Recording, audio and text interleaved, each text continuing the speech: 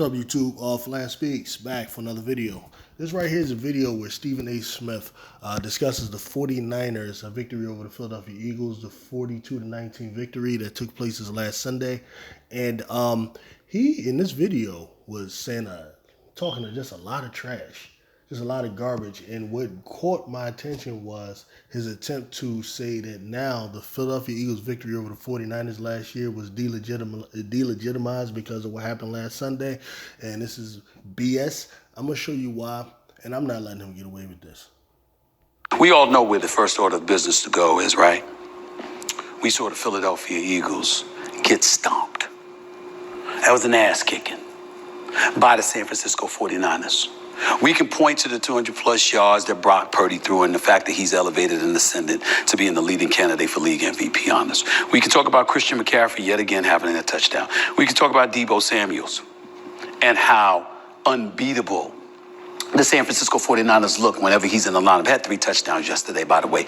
We can point to a defense that pretty much shut the Philadelphia Eagles down while the offense was en route to scoring on 6 straight possessions after starting off slow in the first quarter. The Philadelphia Eagles couldn't do anything to answer that call. And what feeling should you walk away with in the aftermath of a loss like this? I'm going to tell you what that... Well, it depends on how you analyze football. Like someone like you who probably doesn't have an athletic bone in your body, who's probably never been to an actual football game on any level, whether it's high school or whether it's any type of college or anything like that, you don't understand. You know, you think it's just a matter of guys just trotting out there, and just playing, and whoever wins, wins. You don't know how to factor in elements. You don't know how to factor in people being hurt. You don't know how to factor in people being tired or any of that, unless it just fits your particular agenda. See, this is my thing with the San Francisco 49er fans. And listen, all you other Eagles content creators who want to take the high road, who want to just hold the Eagles accountable and all of that, listen, I'm usually with you. That's the way I go. I'm a high road guy, old school, all of that. But when it comes to these particular San Francisco 49ers and these particular players, these group of guys they got in this coaching staff, I don't do that with them.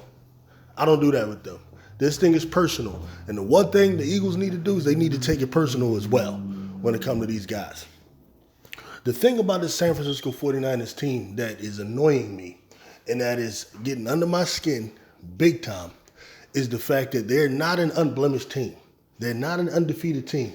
This is a team that went on a not 1, not a 2, but a 3-game losing streak just this particular season. This particular team went on a 1, 2, 3-game losing streak. And what they do is they get this benefit. They get this benefit that I've never heard. They get this explanation that I've never heard. The narrative about the San Francisco 49ers is if every single player is out there, if they got Deebo Samuel, if they got Trent Williams, if they got Brock Purdy, if they got Brandon Ayuk, if they got George Kittle, if they got Warner, if they got every single player out there, hey, nobody can beat them. Nobody can beat them. All right. Well, at the same time, I can't say, Philadelphia Eagles players, we can't say, hey, as long as we got every single player, as long as I got Jalen Hurts, as long as I got Dallas Goedert, as long as I got Lane Johnson, got everybody. No, Eagles are expected to go out there and win games regardless, right? Which brings us to this particular game. There are a number of reasons, number of feelings, and things that the Eagles are coming away with. Now, you could go with the we don't make excuses thing. You could do that, right? And I understand that. But the truth is, that locker room, they know what happened. They know what happened, right? Anyone who looks at that game and just looks closer at the game, you look at the fact that, I'm not going to say Brock Purdy played bad or anything. No, I'm not going to say that. But I'm not going to say that at the same time he's overly impressive either. Brock Purdy never threw a pass over 20 yards. That means you're throwing short passes and you're just blocking up all types of convoys and all types of screen schemes that, linebackers, you see linebackers not being able to get off blocks. You see guys not making tackles. You saw one guy, Roby, who didn't even tackle Brock Purdy. All right. So I mean, you can come up with this one thing. Oh, Brock Purdy is just too tough for Roby. You know, Debo Samuels is too tough for everybody out there. Like that could be one thing if you're looking at it. The other thing is, and what I know is, deep down, for real, those are signs of fatigue. Those are signs of fatigue that even Ray Lewis said.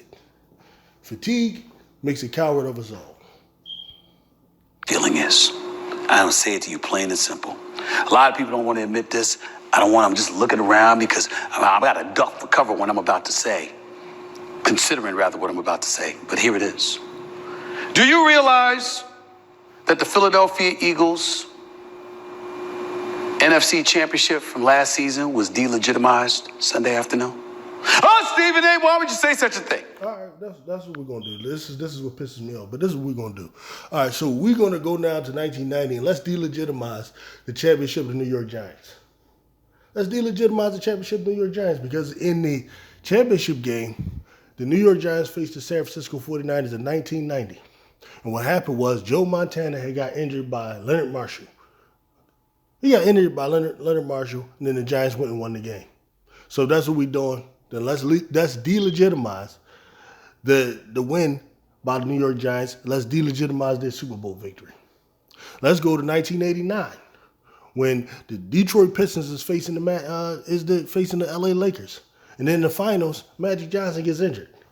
So Detroit Pistons they win the championship, the finals, NBA championship in 1989 with an injured Magic Johnson. So since that's the case, let's delegitimize the win of the Detroit Pistons. Man, get out of here, man. That's just not how sports works. Why would you say such a thing, Stephen A? I'll tell you why I say such a thing. Because when a team shows up in an NFC championship game looking lights out, and they lose not one, not two, not three, but four quarterbacks in one season. Remember, Sam. Yeah, both teams looked lights out last year. The Eagles, the argument this year that the Eagles have been skating by and all that kind of stuff and haven't looked lights out. What I've said is that, okay, the Eagles do have defensive problems, but also the Eagles have faced much tougher teams than the damn 49ers. I don't want to hear about Jacksonville. Jacksonville is a team that loses to all of these top teams. Jacksonville has never beat a top team, all right? The Seattle Seahawks, we already saw what they are. They're a team with some talent, but they're nothing real. All right, and then who the hell else did they beat? You know, they lost to the Bengals. Right, but whatever, we'll get to that a little later. Francisco last year lost Trey Lance, and then they lost Jimmy Garoppolo, and then Brock Purdy shows up in the NFC Championship game and gets his elbow damaged, and then after that, Josh Johnson comes in there. You know what I don't like about this? Brock Purdy was helping in that Eagles game. He got hurt. He got hurt by the Eagles, right? Like, so what do you want me to say? Oh, well, Jalen Hurts had to go out for concussion protocol in this game. Are we gonna bring that up? Jalen Hurts went out for concussion protocol. Is that why we lost? Is that what we're doing? He gets hurt. It got to a point where Debo Samuels and Christian McCaffrey were lining up behind center. They had no one to throw the football. Yeah, it's because the Eagles' defensive line had dominated the San Francisco offense. That's why that happened. It's not because Brock Purdy didn't suit up for the game. So as a result, you're the San Francisco 49ers. You know what you're thinking in your head? You know what you're thinking in your heart? We should have been there, not them. We're thinking they're fraudulent. We're thinking we're going to whip their ass when we see them. All right, and this is the other thing about this particular narrative, right? The game continues on, and I get it. The 49ers are going to have trouble scoring. That's why they only had 7 points, right? However, the Eagles were able to run for over 140-something yards on them and score 31 points, primarily running on the ground. And you know what 49er fans got the nerve to say? The defense got tired. The defense got tired. Okay, so you 49er fans understand the concept of a tired defense. Let me explain something to you. The San Francisco 49ers played last Thursday against the Seattle Seahawks. The Philadelphia Eagles were coming off of a tough-ass game against the Buffalo Bills on Sunday. That means the 49ers had extra days of rest. The defense was much fresher. Now, in the beginning of the game, listen, the Eagles' defense was fresh in the beginning of the game. They went into halftime 14-6. By that third quarter, that fourth quarter, defense was shot. Defense was shot. And that's what I say. That's what I say. Like, y'all know that, and you can understand it, like, in the context of your team. Whenever I ask any San Francisco 49ers fan why the Eagles were able to run for 100-something yards, the answer I've always gotten is that the 49er defense was tired. So if that's the case, Eagles, tell these jokers our defense was tired. Stop being the big guy. Stop being the big man. Don't do that. These people aren't worth it. The San Francisco 49ers team, organization, fans, they're not the people that you need to be taking the high road with. They don't take the high road with you, okay? These guys are the equivalent they are the new modern age 70s, late 70s, early 80s LA Raiders. That's what they are. They're the Raiders under Tom Flores and partly under John Madden. That's what they are. They're just a bunch of guys, man, when they lose, they're sore losers. They can't accept the fact that they lost. All right, when they win, then they'll give you a little bit of credit. This is a good team and all of that. Now, I don't respect these guys, man. Y'all can sit there and respect these guys all you want. I don't. And what happened? The days leading up to the game, they chirped and talked smack to the Philadelphia Eagles. Nick Sirianni, the head coach for the Philadelphia Eagles, is showing footage of the San Francisco 49ers talking smack about his team. And the Eagles were supposed to be ready. But what happened? At the start of the game, before the game even started, when the San Francisco 49ers came out onto the football field, they marched right down the middle of the field, shoving Philadelphia Eagles players out of the way before the game started. They basically said, "We coming to kick your ass." So if that's true, I didn't see that, right? But if that's true, I got a big time problem with that. I got a big problem with the Eagles. I got a big problem with Nick Sirianni, all of them. If that's true, the way he's saying it, but he's probably not telling the story accurately. But I don't know. I'm gonna look into that. Them to actually turn around and do it. What do you say? What do you say? You know what you say? Not a damn word. No, I don't agree with that. 49ers were talking, so Eagles can talk. Right? Eagles can say, "Hey, I ain't got Dallas Goedert. I ain't have Zach Cunningham. I ain't have Nakobe Dean," right? Because that's what the 49ers do every time they lose. Whenever they lose, they ain't got Debo, they ain't got Trent Williams, they ain't got this guy, they ain't got that guy. So with this particular team, that's the approach. With every other team, we can take the high road because every other team has some class. Every other team has that. The 49ers, they make a bunch of excuses, and for some reason, the media makes a bunch of excuses for them too. Because that's what ass kickings do to you. It shuts you down. It humbles you. Humility kicks in. And all of a sudden, it forces you to reflect. Well, the only reason I argue, I don't think the Eagles were ever arrogant to say they were humble. I think they were always humble. Right? You listen to Jalen Hurts talk. You listen to the coach talk. Listen to him. They were always humble. What do you mean? The 49ers were the ones talking trash. The Eagles are just responding. They ain't had nothing to talk trash about. They won the game, that's it. What might have been in that last year's NFC Championship game? What could be in this year's playoffs? What might have been doesn't matter. What could be is important. And if you're the San Francisco 49ers, why should you be taking a backseat to anybody? Your defense is elite. Your offense is potent. You got Brock Purdy looking like the second coming to Joe Montana. You got Debo Samuels doing this thing. Okay, so we back to Brock Purdy being the second coming to Joe Montana again? That's what we back to.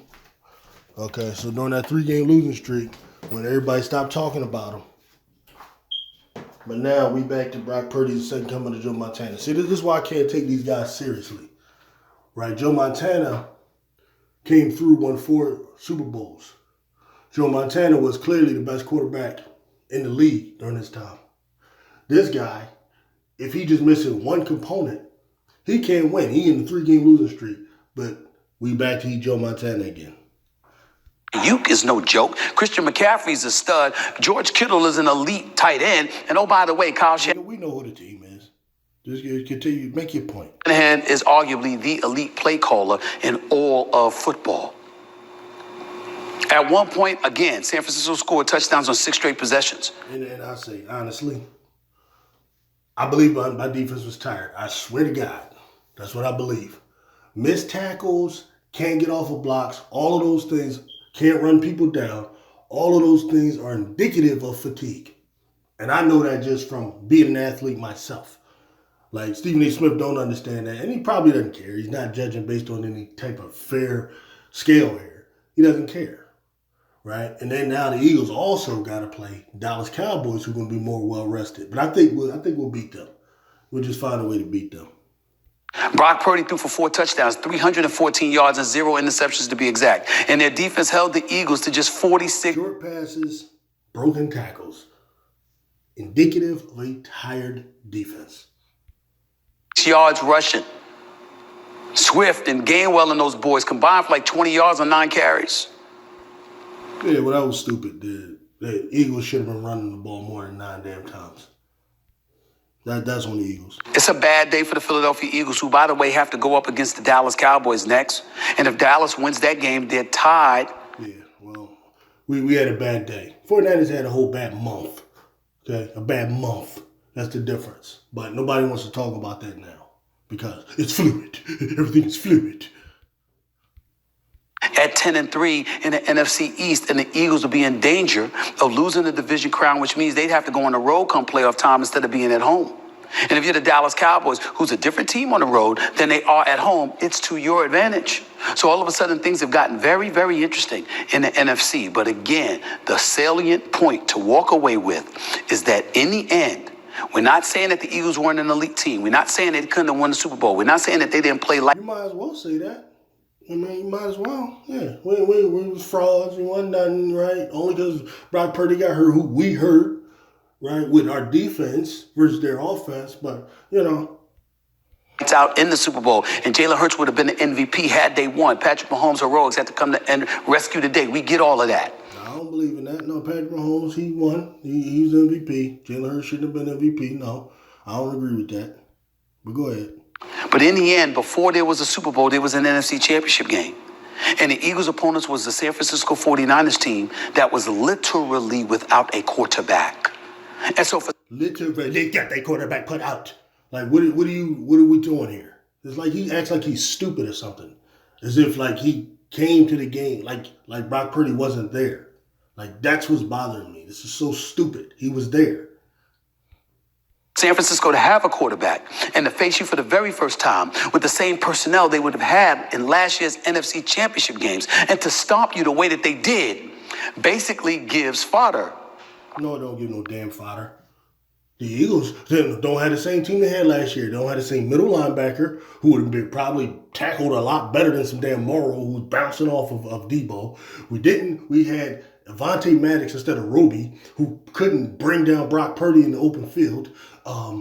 We had C.J. Gardner-Johnson as opposed to some damn Reed Blankenship who sucks. And I'm sick of Eagles. I'm sick of Eagles people acting like Reed Blankenship is good. He's not. He sucks. All right. We had C.J. Gardner-Johnson instead of him. All right. We had Dallas Goedert in the game. All right. So if you want to tell the whole damn thing. Don't just tell the parts you want to tell. Like Brock Purdy being there and not being there is the only thing that matters. Right? Anyway, man, like this dude, there's no way I'm just going to let him get away with that. So I put that out there. Man, F the damn 49ers, right? They're a team that you don't give any credit to, no credence to. I'm upset that Jalen Hurts afterwards is going to give them credit, going to give them compliments. Man, fuck them. All right? I'm out.